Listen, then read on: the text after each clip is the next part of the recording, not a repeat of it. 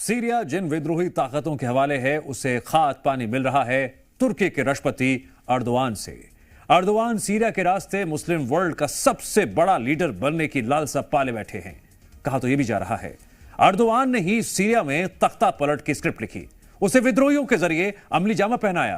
तुर्की के राष्ट्रपति आज से नहीं वर्षों से सऊदी अरब को सुन्नी मुसलमानों के रहनुमा पथ से बेदखल कर खाली खलीफा वाला ताज हासिल करना चाहते हैं। सीरिया का घटनाक्रम अर्दोआन को सबसे मुफीद मौका लग रहा है।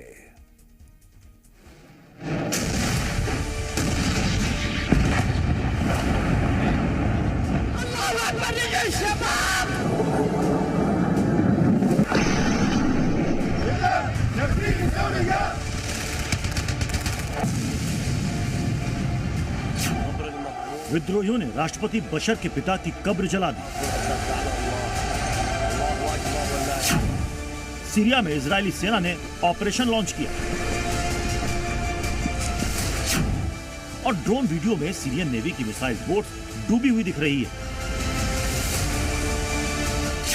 सीरिया में तख्ता पलट के बाद ऐसी तस्वीरें आने की वजह है तुर्की के राष्ट्रपति रेचेप तैयप अर्दोआन, जो सीरिया में एक्शन के सहारे मुस्लिम दुनिया के नए खलीफा बनना चाहते हैं। अर्दोआन ने सीरिया में विद्रोहियों के कंधे पर रखकर जो बंदूक चलाई, उसका टारगेट है तुर्की को सुपर पावर बनाना और खुद को मुस्लिम देशों के सबसे बड़े लीडर की तरह पेश करना। तुर्की ने सीरिया, लीबिया, इराक, साइप्रस और आर्मेनिया जैसे देशों में हस्तक्षेप करके रणनीतिक भूमिका और अपने ग्लोबल प्रोफाइल को बढ़ाया है। एक दिन पहले अर्दोआन ने 2 अफ्रीकी देशों सोमालिया और इथियोपिया के लीडर से मीटिंग की और दोनों के बीच के झगड़े को सुलझाने की कोशिश की। यानी तुर्की अब अमेरिका और रूस जैसी सुपर पावर की तरह दुनिया के झगड़े सुलझाने और बड़े फैसले करने के सपने देख रहा है, यानी खलीफा बनने की भूमिका में आ रहा है। असाद रेजिम के बहुत ज्यादा खिलाफ थे, कोशिश किया उन्होंने बातचीत हो, किसी तरह से डायलॉग में असाद ने भी बात नहीं की। तो इस वक्त में जो है उनका जो एक इस्लामिक लीडरशिप का जो सपना है उसमें एक स्टेप जरूर आगे बढ़े हैं। सबसे पहले समझिए कि मिडिल ईस्ट में खलीफा बनने का मतलब क्या है। मिडिल ईस्ट के मुस्लिम देशों में खलीफा सबसे बड़े लीडर को कहा जाता है। किसी खलीफा को दुनिया के 2 अरब से ज्यादा मुसलमानों का समर्थन मिलेगा।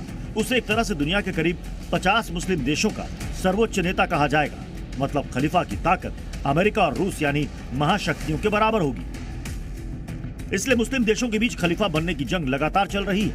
इस समय सऊदी अरब को सुन्नी देशों का खलीफा माना जाता है और ईरान खुद को शिया मुसलमानों का टॉप लीडर मानता है। पर अर्दोआन की ख्वाहिश इन दोनों से आगे बढ़ने की है। सीरिया में तुर्की को वो मौका मिला जिसकी वजह से उन्हें इस युद्ध का सबसे बड़ा विजेता माना जा रहा है। Verilen sözlere rağmen yıllardır bölücü örgütün işgali altında bulunan Tel Rifat ve Münbiç'in teröristlerden arındırılmasını memnuniyetle karşılıyoruz. Erdogan पिछले 10 सालों से भी ज्यादा समय से सीरिया के विद्रोहियों को फुल सपोर्ट दे रहे हैं। इस्लामी संगठन हयात तहरीर अल शम यानी एसटीएस के नेतृत्व में बशर अल असद को बेदखल किया गया। उसके साथ तुर्की के करीबी रिश्ते रहे हैं। तुर्की ने असद के विरोधियों को मिलिट्री ट्रेनिंग और गोला बारूद दिया। हालांकि असद के साथ ईरान और रूस खड़े थे, जिसकी वजह से सीरिया में तख्ता पलट होने में इतना वक्त लगा। यानी अर्दोआन की वजह से सीरिया पहले गृह युद्ध की आग में जला और अब तख्ता पलट के कारण राख बन रहा है और अर्दोआन इसी आग में खलीफा की गद्दी हासिल करना चाहते हैं। सिचुएशन बहुत ही गंभीर है इस वक्त। देखिए इजराइल अटैक कर रहा है, उसने कब्जा कर लिया गोलन हाइट्स के ऊपर में, तो बड़े सारे एक्टर निकलेंगे और वो एक्टर आपस में किस तरह से एडजस्ट करेंगे ये अभी देखने की बात है। लेकिन ख्वाब देखने में तो कोई परेशानी नहीं है। हालांकि अर्दोआन का खलीफा बनने का सपना कांटों के ताज की तरह है। तुर्की सुन्नी मुस्लिम देशों में बड़ी ताकत है, पर सीरिया में जिस इस्लामिक संगठन की मदद से अर्दोआन अपनी ताकत दिखा रहे हैं, क्या वो सीरिया पर कब्जे के बाद भी अर्दोआन के इशारों पर चलेगा?